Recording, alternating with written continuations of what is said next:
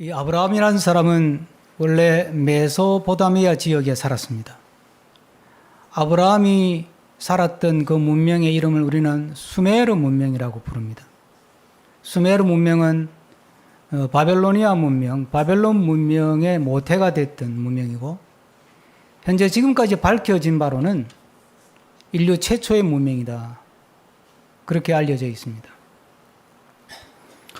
그 문명권에서 75년을 살았거든요. 그러다가 하나님께서 아브라함을 불러서 그 우르라고 하는 수메르 문명의 대표적인 도시죠. 그 우르에서 유브라테스 강을 건너서 가나안으로 이주를 한 거죠.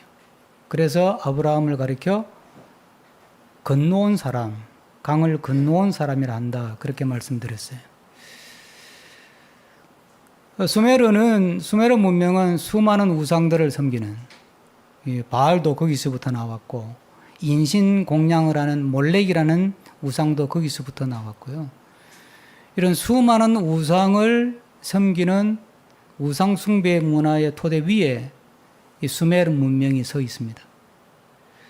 그러니까 우상 숭배의 문명으로부터 하나님께서 그를 불러서 강을 건너서 새로운 문명을 만들도록 한 것입니다. 그 새로운 문명으로 들어온 것이 아니라 새로운 문명을 건설하라고 아브라함을 부른 거죠. 그러니까 우리가 아브라함의 후손이 된다는 이야기는 우리가 이 땅에 살지만 이 땅에서 새로운 문명을 건설해야 될 책임이 있는 거예요. 그러니까 우리의 자녀들이 이 땅의 문명을 따라서, 이 땅의 질서를 따라서, 이 땅의 가치를 따라서 공부 잘하고 열심히 해서 뭐 좋은 학교 가고 좋은 직장 가고 돈 많이 벌어서 또 번듯한 가정을 이루고 또 집도 사고 잘 먹고 잘 살고 성공하고 하는 이런 그림을 따라 쭉 살아가는 것이 우리가 꿈꾸는 것이 아니고, 우리부터 시작해서 우리의 자녀들은 하나님을 믿고 하나님이 기뻐하는 삶을 산다는 데 최고의 가치를 두고 그 삶을 살아가도록 부름받은 사람이 우리라는 거예요. 그러니까 우리 젊은이들, 학생들, 여러분들은 우리보다 젊으니까 적어도 우리는 이 땅에 하나님을 믿고 새로운 문명을 건설할 책임을 가진 사람이다, 이런 어떤 자의식을 가져야 돼.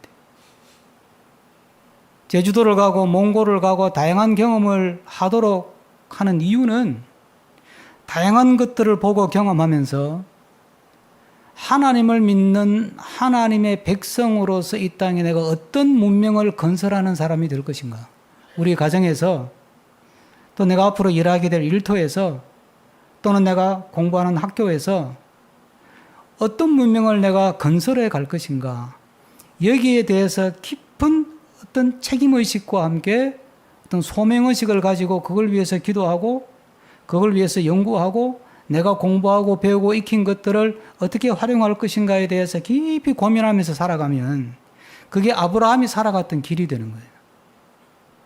그럴 때 아브라함이 받은 복을 받게 되는 거거든요.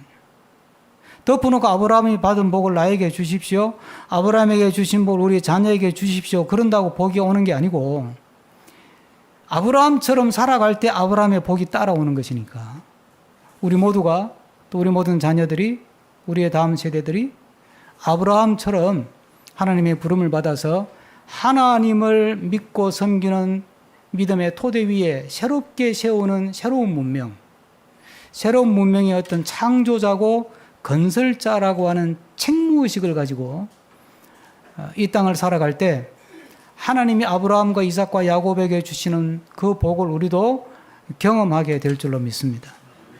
그러니까 아브라함이 지금 부름받아서 쭉 지금 우리가 아브라함 이야기를 읽고 있잖아요.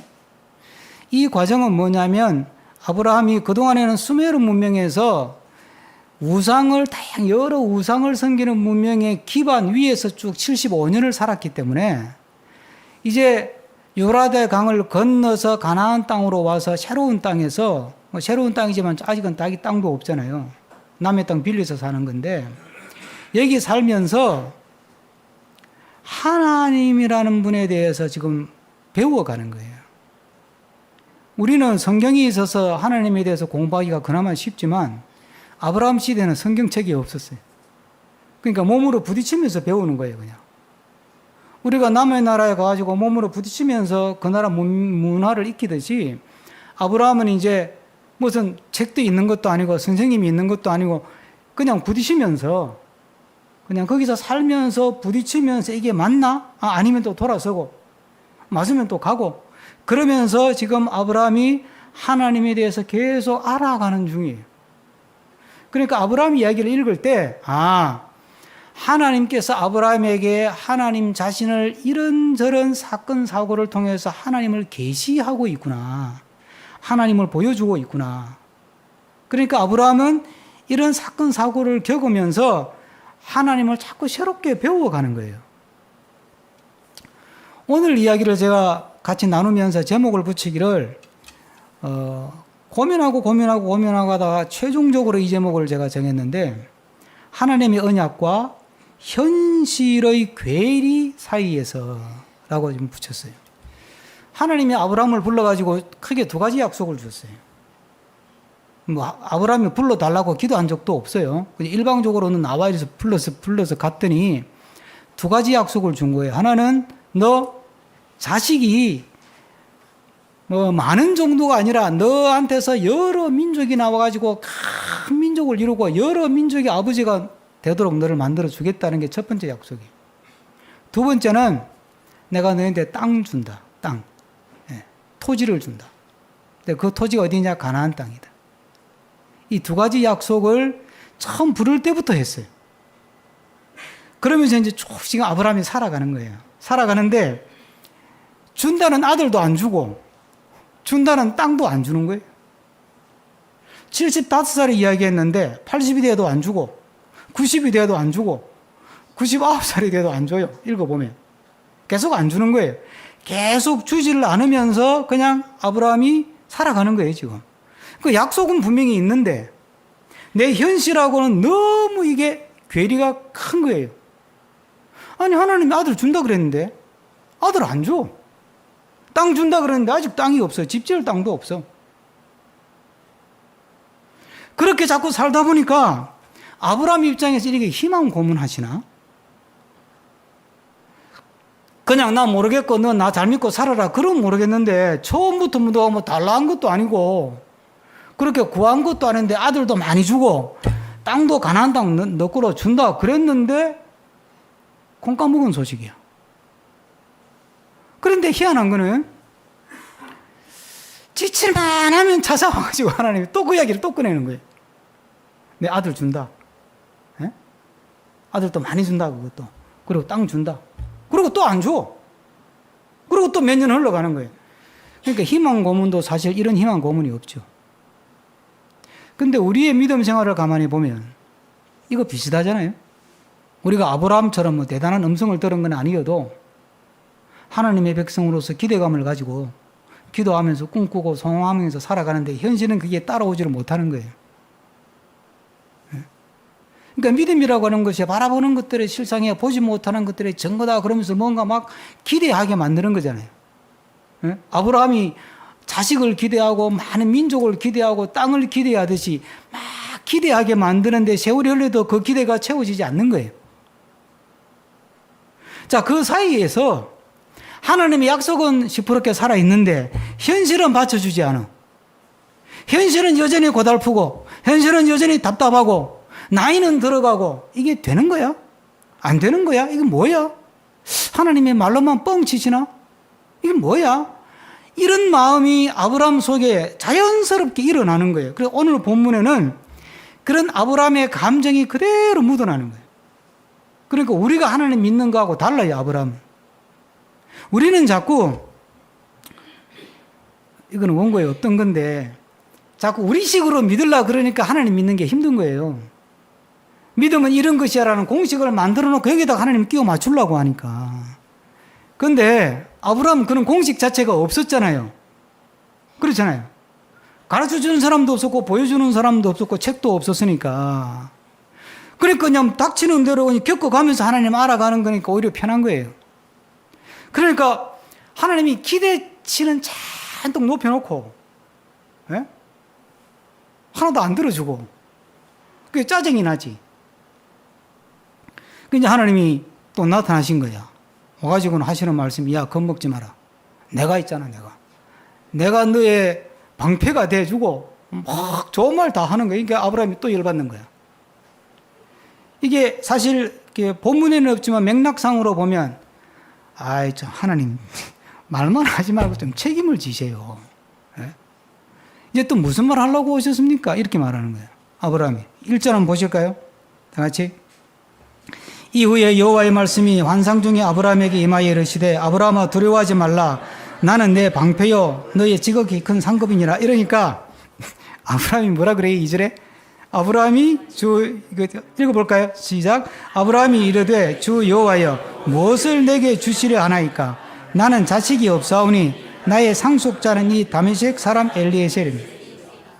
뭘 주신 건데요? 주기는 주는 겁니까? 근데 준다 그러니까 안 줬잖아요. 여러분, 그 고대 아브라함이 살던 시대에 자식이 없다는 것은 수치 중에 수치였어요. 그리고 관례상 자식이 없으면, 친자식이 없으면 데리고 있던 종 중에서 똑똑한 놈한테 재산을 물려주는 게 그 당시에 관례예요. 그러니까 아브라함이 이제, 모르겠고, 하나님 모르겠고, 그냥 내 종 이 엘리에셀 사람이 착하니까 이 종이 내 상속자입니다. 그냥 그렇게 하세요. 이제 이래 버리는 거야. 그러니까 하나님이 그 말을 듣고 또 뭐라 그러느냐 하면 4절 다 같이 읽을 거예요. 4절. 여호와의 말씀이 그에게 임하여 이르시되 그 사람이 내 상속자가 아니라 내 몸에서 날 자가 내 상속자가 되리라. 엘리에셀 아니야. 너 몸에서 너 친자식이 태어날 거야. 그 애가 네 상속자가 되고 너의 재산을 물려받을 거야. 이러고 또 나오는 거야. 근데 그 다음 구절이 재밌는 거예요. 그 다음 구절이. 6절 다 같이 읽습니다. 6절. 6절을 읽습니다. 아브라함이 여호와를 믿으니 여호와께서 그를 그의 의로 여기시니. 그 사이에 무슨 구절이 있어요? 네. 야, 그 엘리에셀 그건 너 상속자 아니야. 아니고 너 친자식을 내가 줄 거니까 기다려 임마. 예? 너 몸에서 날 자식이 너의 상속자야. 그리고 그애 하나만 주는 게 아니고 뭐 같이 준다고요? 하늘의 별 봐라. 예? 별처럼 무수하게 너 자식이 생길 거다. 그러니까 아브라함이 그걸 믿었다는 거예요. 도대체 뭘 믿었다는 거예요? 별같이 많이 주실 줄 믿습니다. 에이, 그거는 우리식으로 생각하는 거예요. 자, 별같이 많이 준다 그러니까 아브라함이 믿어서 하나님이 그걸 너 참 옳다 이렇게 얘기해 줬거든요. 그런데 그 다음에 봐요.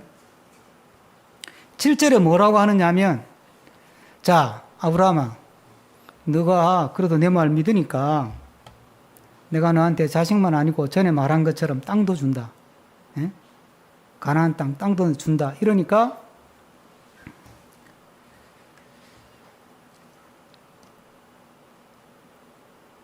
8절에 아브라함이 뭐라 그래요? 8절 다 같이 읽어볼까요? 시작. 그가 이르되 주 여호와여 내가 이 땅을 소유로 받을 것을 무엇으로? 이게 우리가 문어체 비슷하게 돼 있어서 그렇지 직설적으로 이야기하면 그 말을 어떻게 믿습니까? 이스라엘. 진짜 이 땅을 나한테 준다고는 말씀을 하는데 그걸 어떻게 믿어요? 그걸 무엇으로 알 수 있습니까? 그걸 어떻게 알아요? 그동안 뭐 뻥을 한두 번 치셔야지. 계속 뻥치고 희망 고문해놓고 이제 와서 또 말만 준다고 그러는. 그러니까 그 다음 나오는 이야기가 하나님이 짐승을 준비하라 이렇게 나오거든요. 자, 그거는 이제 뒤에 좀 풀어보고. 자, 그럼 제가 물어보겠습니다. 6절에서 아브라함이 하나님을 믿으니 하나님이 그를 의로 여기셨다 그랬는데 이게 굉장히 유명한 구절이죠.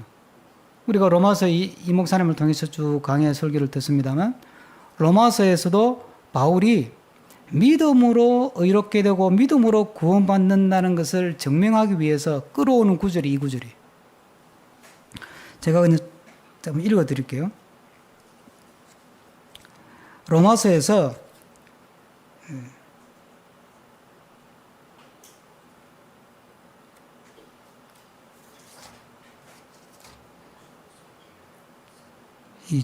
저거는 구절이 어디로 갔어요? 예.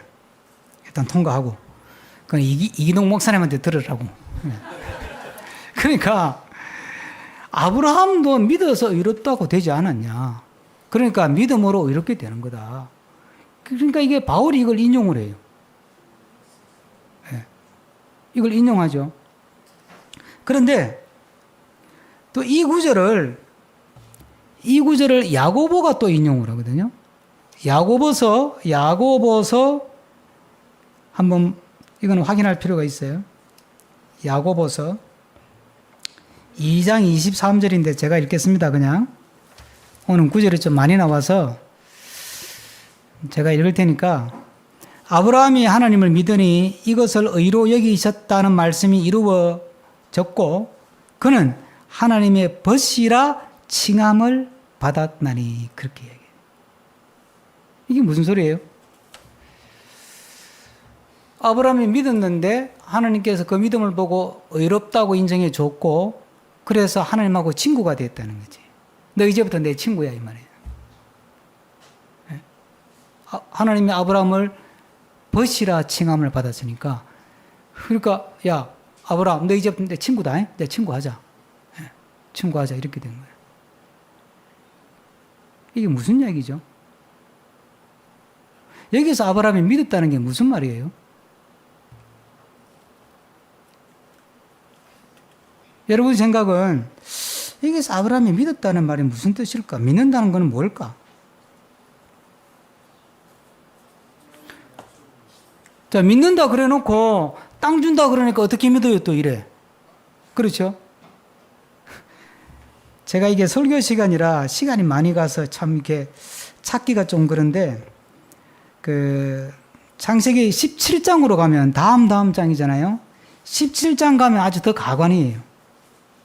17장에 하나님이 또 나타나거든요. 또 나타나가지고 이제 아들 준다 그래요. 너 아들 낳을 거야 그래요. 그때 아브라함이 뭐라 그런 줄 알아요? 17장 이건 한번 확인 한번 보셔야 돼요. 17장 한번 펴보세요. 뒤로 2장만 넘기면 17장 17절 한번 찾아보죠. 이 아브라함의 믿음이 굉장히 인간적이에요. 여러분. 자, 17장 17절 한번 다 같이 읽습니다. 시작. 아브라함이 엎드려 웃으며 마음속에 이르되 100세 된 사람이 어찌 자식을 낳을까? 사라는 90세니 어찌 출산하라? 이때 아브라함이 99살이거든. 그러니까 지금 애 생기면 1년 뒤에 낳으면 100살 때 애 낳는다는 이야기니까 아브라함이 가만히 들어보니 이게 기가 차는 거야. 그러니까 아브라함이 피식 웃어버렸어요. 이게 웃는 게 좋아서 웃는 거예요? 뭐예요? 하여튼 어쨌든 피식 웃었어요. 피식 웃은 것까지는 이해가 돼. 근데 속으로 구시렁거려. 뭐라고 구시렁거려요? 아니 내년이면 내가 나이가 100살인데 100살 된 노인이 어떻게 자식을 낳는다고. 말 좀 되는 소리를 하세요. 이 소리 아니에요? 그게 속으로 구시렁거리는 거야. 예? 그래 놓고는 18절에 이제 대놓고 하나님한테 한마디 해요 또. 자, 18절 다 같이 읽습니다. 17장 18절 다 같이. 시작.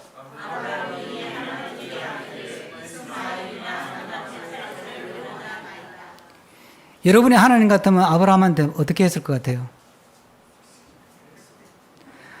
그냥 아들 안 줘도 괜찮고 아마 엘리에셀 그냥 상속자 하면 됩니다. 이랬더니 아니다. 친자식 준다 이랬는데 콩 까먹은 소식으로 가만히 있다가 또 99살이 나타나서 가지고 또 아들 준다 그러니까 됐고요. 그냥 됐고 그냥 그 사이에 내가 기다리다가 못 참아가지고 이스마엘 하나 그냥 하나 그냥 애들 하나 만들어 놓은 거 있으니까 이스마엘이나 이렇게 표현이 되어 있죠. 그죠? 이스마엘이나 따나 그냥 믿음으로 살게 해주세요. 그냥. 그러면 자 이렇게 이야기하면 여러분이 하나님 같으면 아브라함을 어떻게 대했을 것 같아요? 예? 자, 그럼 제가 이렇게 질문 바꿔볼게요.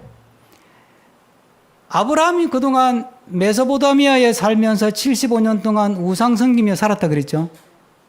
그때 그 아브라함이 75년 동안 믿고 섬기고 살았던 우상 같으면 아브라함이 이렇게 대했으면 우상이 어떻게 행동했을 것 같아요? 이건 바로 저주야. 이런 신은 없었어요. 여러분. 아브라함의 생애에 없었고 지금까지도 우리가 살아가는 지금까지도 이런 신은 없어요.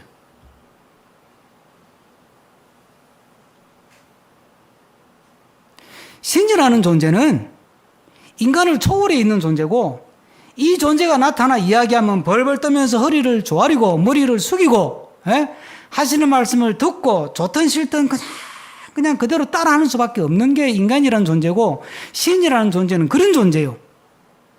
이게 버르장머리 없이 대놓고 뭐 이스마일이나 이러고 대들 수 있는 존재가 아니라니까. 도대체 무슨 믿음이 신이 이야기를 하는데 거기다 대놓고 토를 달아. 아버지가 이야기해도 토를 달면 버르장머리 없다 그러는데 신이 이야기를 하는데 거기다가 구지렁거리고 비웃고 토를 달고 이게 말이 되는 이야기. 그런데 이 믿음을 보고 하나님이 아브라함이 너 참 의롭다 그랬다니까. 무슨 이야기예요? 아브라함이 지금 어떤 하나님을 알아가는 거예요? 아, 하나님은 굉장히 인격적이구나. 어려워서 벌벌 떨고 무서워하고 그냥 벌 줄까봐 막 벼락을 내릴까봐 겁이 나가지고 눈치 보는 그런 신이 아니고 이 여호와 하나님이라는 분은 어떻게 생긴 게 이분은 내가 대들어도 괜찮고 따져도 괜찮고 이 굉장히 인격적이구나. 이분은 내 속에 있는 걸 내놓고 이야기해도 괜찮고 구시렁거리면서 그냥 비아냥거려도 화를 안 내는 분이구나. 이게 오히려 그냥 이 하나님이 아브라함을 설득시키려고 별도 보여주고 뭐 별별 얘기를 다 해요. 그러면서 막 설득적으로 다가온다니까요. 여러분이 지금까지 이런 하나님을 믿으면서 하나님과의 관계에서 어떤 믿음을 가졌어요? 우리는 굉장히 하나님과 거래적이에요. 그렇죠? 그리고 조건적이고 반응적이에요. 내가 원하는 걸 주면 할렐루야 아멘 믿습니다. 헌금도 하고. 안 들어줘. 내가 원하는 거 안 줘. 기도해도 안 들어줘. 기다려도 안 줘. 그러면 에이 쉔 까버리는 거지. 어떻게 믿어요 하나님? 내가 어떻게 믿어요? 못 믿겠어요. 그리고 돌아서는 거지. 다른 신을 찾아가지. 우리 같으면. 근데 아브라함은 다른 신을 찾아가지 않는다니까. 왜? 이분은 굉장히 인격적이야. 이게 듣도 보도 못한 신이에요. 이런 신은 유례가 없는 신이야. 어떻게 된 게. 내가 엉겨 붙어도 그리고 막 그걸 다 받아주시는 거예요. 그러니까 아브라함 마음속에 이분 같으면 내가 인격을 가지고 이분을 내가 믿을 수 있겠다. 이분이 지금 약속한 대로 안 해가지고 자식도 아직 없고 땅도 그냥 한 평도 없고 답답하고 나이는 들어가고 막 막막하지만 그래도 이분은 상당히 인격적이네. 내가 그건 신뢰할 수 있겠다. 그러니까 이 아브라함이 믿는다고 하는 말은 하나님에 대해서 인격적으로 그 하나님을 신뢰하는 거예요. 이게 적절한 비유가 될지 모르겠는데 제가 원고에 썼다가 지웠다가 마지막에 일단 참고 표시를 일단 써놓긴 했는데 우리가 인간 사회에서 우리끼리 쓰는 말이 있어요. 정말 인격적으로 친한 친구인데 형제같이 친한 친구인데 이 친구가 사기를 쳐서 내 돈을 떼먹었어. 그럼 그때 우리가 하는 말이 있어. 뭐라 그래요? 돈이 나쁘지. 저 친구가 나쁜 건 아니야. 이런 말 하잖아요. 상황은 이 비슷한 상황인 거예요. 상황이 지금 나를 안 받쳐주는 거고 현실이 지금 내가 원하는 대로 내가 기대한 대로 채워지지 않는 것뿐이지 저 하나님이 믿지 못할 분은 아니라는 거예요. 저 하나님은 지극히 인격적인 분이기 때문에 그 인격적인 하나님을 내가 지금까지는 경험해보지 못한 하나님이고 내가 지금까지는 경험해보지 못한 믿음의 세계이기 때문에 이게 너무 신기한 거예요. 그래서 그것이 하나님을 향한 믿음으로 표현이 되는 거예요.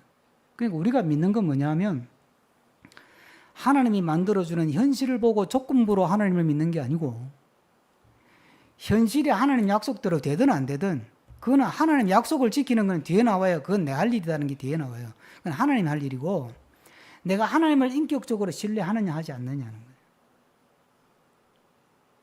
여러분들은 어떻습니까?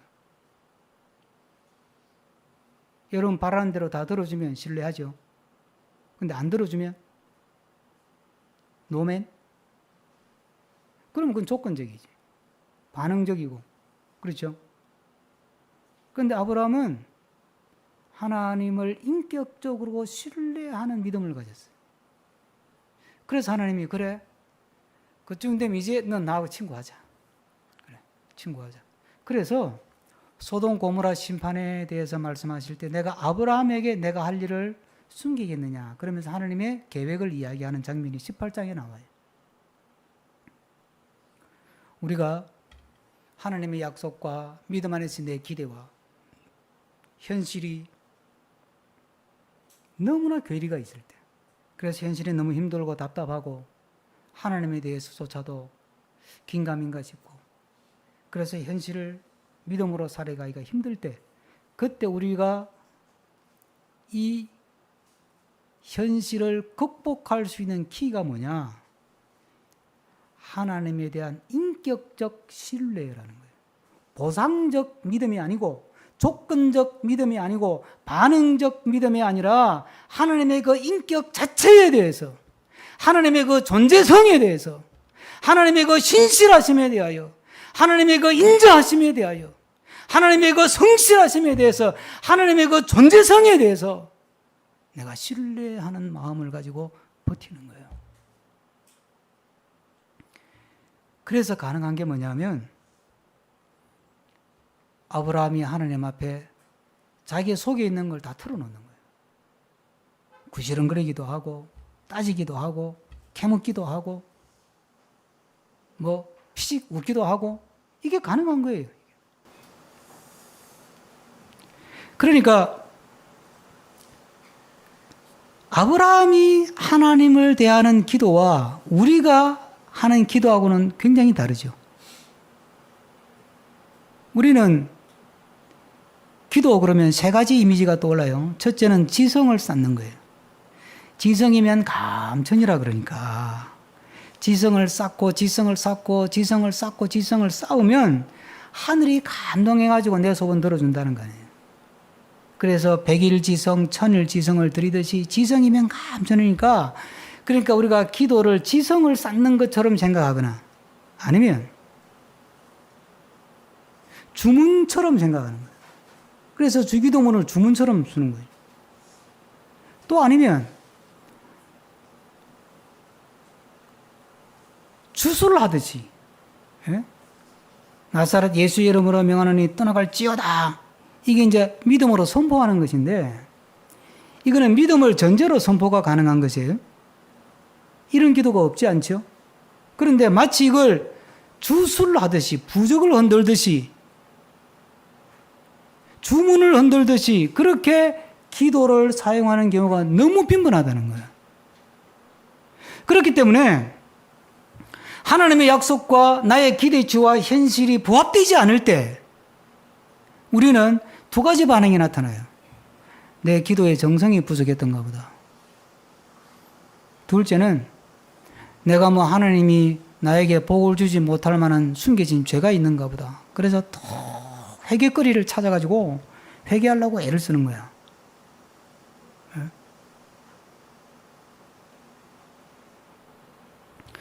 근데 아브라함은 우리가 볼 때는 회개를 해도 수백 번 해야 될 텐데 하나님에게 자기 속에 있는 걸 자기 걸 그대로 다 이야기하는 거예요.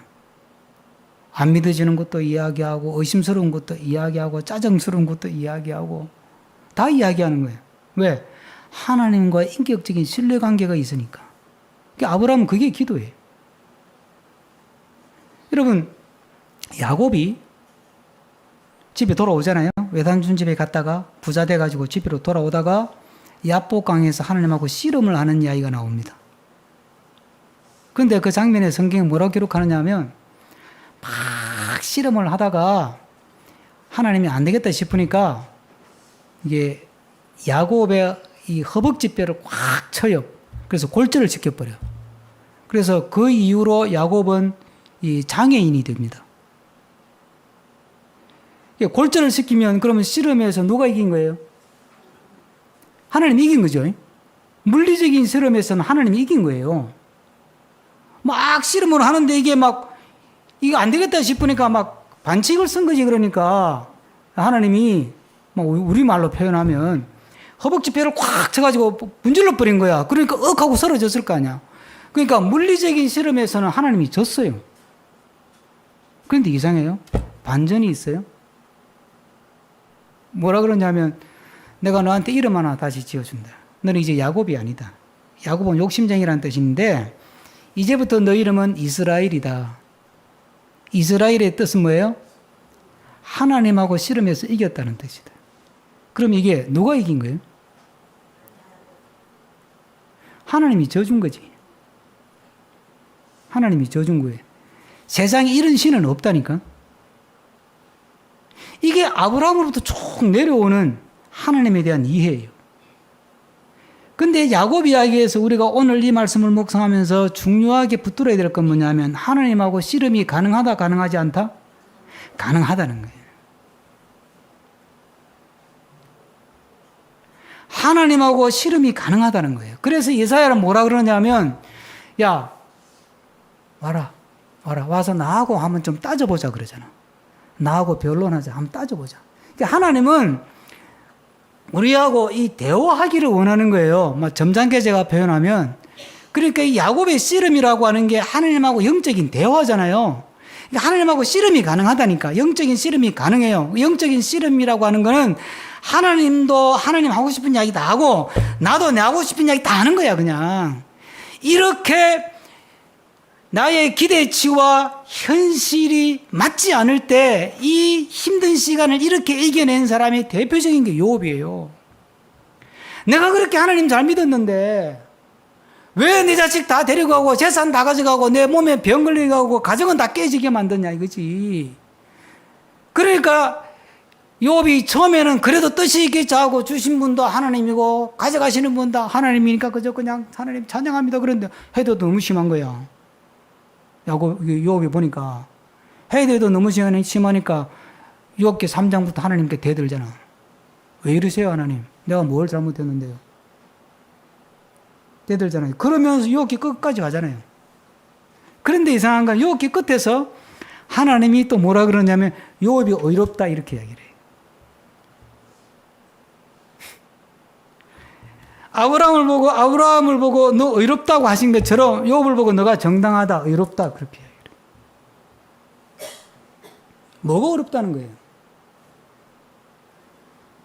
너는 나하고 굉장히 인격적인 신뢰관계가 있다.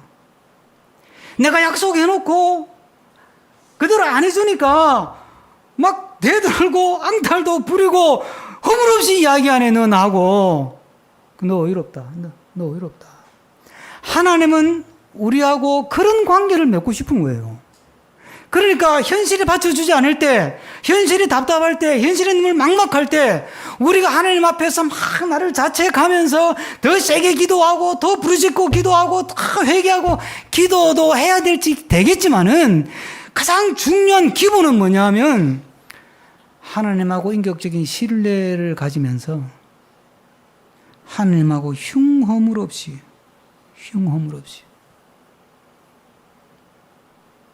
대화하는 거예요. 대화하는 거예요. 그러면 하나님께서 이 아브라함을 막 별을 보여주고 설득시켜주고 막 불러낸 이야기하면서 설득시키잖아요. 그러듯이 어떤 설득을 시켜주든지, 그러니까 이해를 시켜주시든지, 피할 길을 주시든지, 감당할 힘을 주시든지, 이건 하나님이 하실 거거든. 그러니까 우리가 알 일은 뭐냐면, 뭔가 기대치와 현실이 맞지 않을 때, 하나님을 인격적으로 신뢰하면서 내 속에 있는 것을 진솔하게 하나님 앞에 내어놓고 하나님하고 마주 앉아서 맞짱을 뜨는 거예요. 아브라함이 배우는 기도는 그거예요. 그게 절정을 이룬 게 소돔과 고모라를 위한 중보 기도였어요. 이것도 참 재밌어요. 이 부분은 제가 그 아브라함 이야기 때 한번 다루려고 그래요. 그때까지 다시 한번 생각해 보고요. 한번 생각해 봅시다. 나는 하나님을 대할 때 보상적인 믿음, 조건적인 믿음, 반응적인 믿음으로 하나님을 대하고 하나님께 기도하느냐, 아니면 그 인격적인 신뢰를 바탕으로 내 속에 있는 것을 감추지 않고 다 내 속에 있는 것을 토해내면서 내 감정도 내어놓고 의심하는 마음조차도 내어놓고 하나님 앞에서 막 앙탈을 부리듯이 따지듯이 그렇게 기도할 만큼 하나님과 나와의 인격적인 신뢰가 돈독한가 한번 생각해 보시기를 바라고요. 시간이 많이 가서 다음 제가 하려고 하는 이야기는 이제 하나님이 아브라함에게 짐승을 가져오라 그래서 제단을 쌓게 만들거든요. 이게 무슨 이야기냐. 근데 제단을 쌓았는데 하나님이 제단을 먹지 않아요. 본문을 다음 주에 제가 다시 한번 이 부분만 봅시다. 제단을 쌓았는데 불은 임했는데 제단을 하나님이 취하지를 않아요. 이 말은 제사를 안 받았다는 이야기거든. 그 제단을 불이 태워야 제사를 받은 거란 말이에요. 그런데 하나님이 불을 내려서 제물을 태워서 취하지를 않고 그 제물 사이로 그냥 지나만 가요. 이게 뭘까요? 여기에 또 현실과 믿음 안에서의 약속과 기대 사이에 오는 그 괴리와 모순 앞에서 힘들어하는 우리가 붙들어야 될 믿음의 진리가 있어요. 우리가 믿음 생활하면서 하나님 앞에 기대하고 살지만 또 말씀을 읽으면서 하나님의 약속을 붙들고 살지만 때로는 현실이 그 약속과 매칭이 안 되고 그 괴리가 너무 먼 거예요. 그럴 때 아브라함은 어떻게 이걸 극복하면서 그 하나님의 약속과 현실의 그 괴리 그 사이에서 이걸 극복하며 헤쳐나가고 기업과 하나님의 약속의 성취를 보게 되는가? 오늘 이 아브라함의 믿음을 본받아서 우리도 하나님과 인격적인 깊은 신뢰의 토대 위에 내 속에 있는 내 모든 썸뿌리와 감정과 모든 생각들을 하나님 앞에 내어놓고 하나님과 마주 앉아서 맞짱을 뜨듯이 밀당을 하듯이 하나님과 마음을 주고받는 기도를 통해서 하나님이 주시는 힘을 얻고 하나님이 주시는 마음을 가지고 힘든 현실을 기쁨으로 믿음으로 살아가는 늘 모두가 되기를 축복합니다. 기도하겠습니다. 주신 말씀 생각하면서 다 같이 한 마음을 담아서 함께 기도합니다. 주님,